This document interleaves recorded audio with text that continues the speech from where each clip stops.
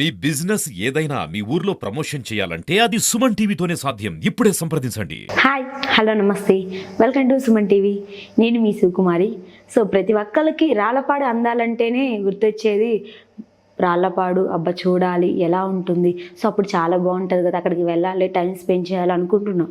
కానీ present Rallapadu situation ఎలా ఉంది అని అనుకుంటున్నారా? సో ఇప్పుడైతే క్లియర్గా చెప్పడానికి వచ్చాము. సో రాళ్ళపాడుని ఒకప్పుడు ఫిషింగ్ ఫామ్గా రన్ చేస్తున్నారు, ఓకే యాక్సెప్ట్ చేస్తున్నారు.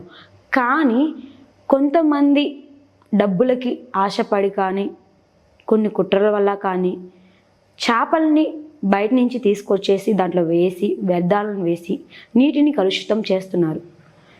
ఆ వాటర్తో చుట్టుపక్కల ఎంతోమంది ప్రాంతాలు ఆధారపడి ఉన్నాయి. సో ఆ వాటరు తాగుతారు, చాలా విధాలుగా ఉపయోగిస్తారు.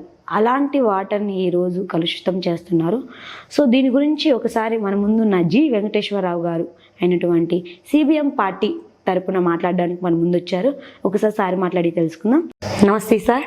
నమస్తే అమ్మా. సార్ ఒకప్పుడు రాళ్ళపాడు అంటే చాలా బాగుంటుంది, సో అవి చూడడానికి ఎక్కడెక్కడో నుంచి రావాలని చెప్పేసి వస్తూ ఉన్నారు. సో ఇప్పుడు ఆ రాళ్ళపాడు చూస్తే నీటి కలుషితం అంటున్నారు, సో ఏదేదో చెప్తున్నారు. అసలు ఏంటి సార్, దాని గురించి ఒకసారి వివరించదా మాకు?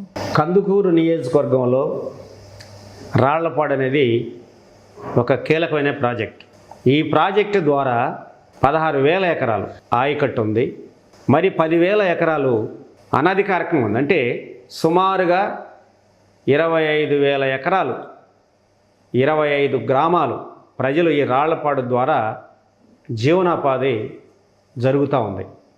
అయితే మీరు అడిగిన ప్రశ్నకు సంబంధించి 1996 నుండి ఇప్పటి వరకు ఈ చేపల చెరువులు అనేటి ఒక చేపల పెంపకం అనేటి ఒక వివాదం జరుగుతూ ఉంది.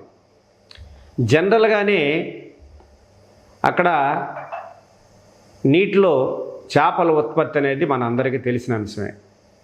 ఆ చేపలు పట్టుకోవడానికి మత్స్యకార సొసైటీ ఆ ప్రాంతంలో ఉంది. ఆ సొసైటీ ద్వారా ఆ చేపలను పట్టుకునే హక్కు వాళ్ళకి ప్రభుత్వమే కల్పించింది. వాళ్ళకి మాత్రమే ఉంది, ఆ మత్స్యకార సొసైటీకి మాత్రమే ఉంటుంది. అయితే ఇటీవల కాలంలో జరుగుతున్న అంశం, బాగా ప్రచారంలో ఉన్నటువంటి విషయం ఏంటంటే, ఈ చేపలు ఎవరైతే ఉన్నారో వాళ్ళు ఇతర ప్రాంతాల నుంచి చేప పిల్లలను తీసుకొచ్చి ఆ ప్రాజెక్టులో వేసి ఆ పిల్లలు బాగా తొందరగా అభివృద్ధి అయ్యి బాగా వ్యాపారం లాభాలు గడించాలనే ఆలోచనతో ఏం చేస్తున్నారంటే, ఆ పిల్లల పెంపకం కోసం అనేక రకాల వ్యర్థాలు చేస్తున్నారు. ఈ వ్యర్థాలు చేసినందువల్ల నీరు కలుషితం అయిపోతుంది. అంటే ఎవరు చేస్తున్నారు? వాళ్ళే చేస్తున్నారు అంటారా, లేకపోతే బయట వాళ్ళు చేస్తున్నారు అంటారా? అంటే మత్స్యకారుల సొసైటీ ఉంది, ఆ సొసైటీ వాళ్ళు అయినా చేయొచ్చు, ఆ సొసైటీని వేరే వాళ్ళు తీసుకొని వేరే వాళ్ళు కూడా చేయొచ్చు, వీళ్ళు అడ్డు పెట్టుకొని చేయొచ్చు, వీళ్ళని అడ్డు పెట్టుకొని చేయొచ్చు. అందువల్ల ఆ పేరు మాత్రం వీళ్ళదే, సొసైటీదే ఉంటుంది. అయితే మనం చెప్పేది ఏంటంటే, ఈ ప్రాజెక్ట్ అనేది ఒక 3 మంచినీటి స్కీములు ఉన్నాయి. రాళ్లపాడు, రోళ్లపాడు, చుండి, చెర్లోపాలెం, అట్లనే రాళ్లపాడు, గుడ్లూరు, ఉలవపాడు దాకా.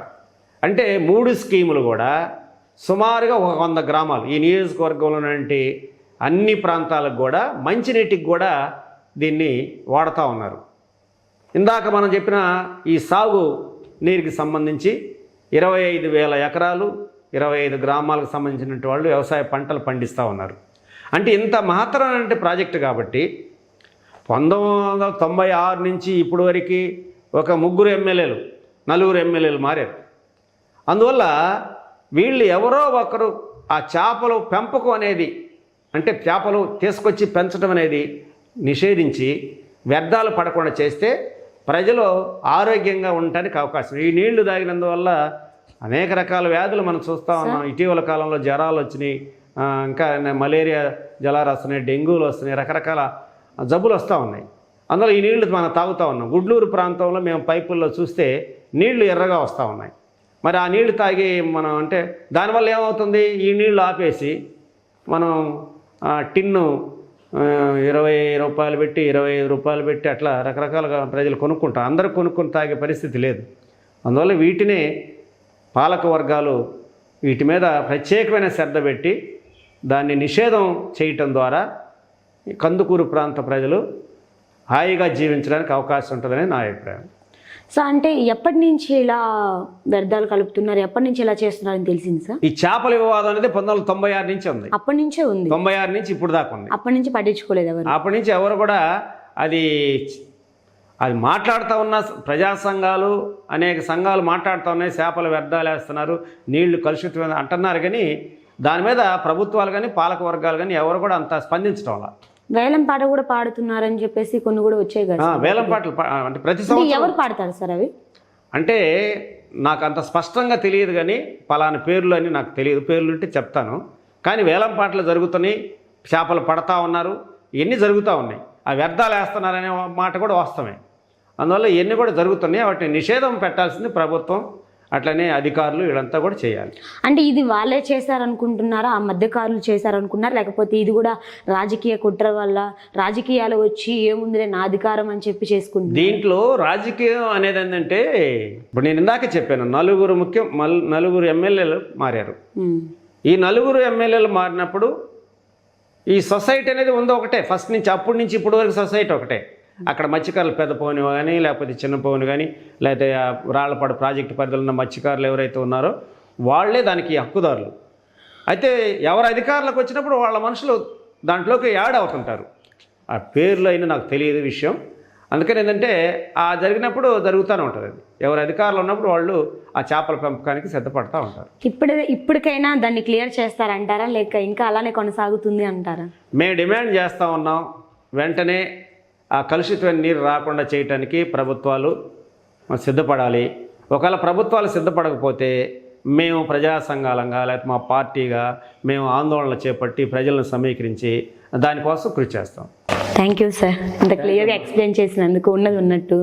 సో చూసారు కదండి, ఇప్పటికైనా ఈ వ్యర్థాలని తొలగించి ఏదైతే ఆ రాళ్లపాడు నీళ్లు కలుషితమయ్యాయో వాటిని ఇప్పటి నుంచి అయినా జాగ్రత్తలు తీసుకోవాలని చెప్పి కోరుకున్నాం. ఇప్పటికైనా ఇంకా జాగ్రత్తలు తీసుకోకపోతే ఇలానే కొనసాగితే మా సిబిఎం పార్టీ ముందుకు వచ్చి మేము కంపల్సరీ యాక్షన్ తీసుకుంటామని సిబిఎం పార్టీ తరఫున జి వెంకటేశ్వర సార్ గారు అయితే మన ముందు చెప్తున్నారు. సో చూసారు కదండి, ఇంకెందుకు చూస్తూ ఉండండి మరిన్ని వీడియోస్ కోసం సుమన్ టీవీ కందుకూరు.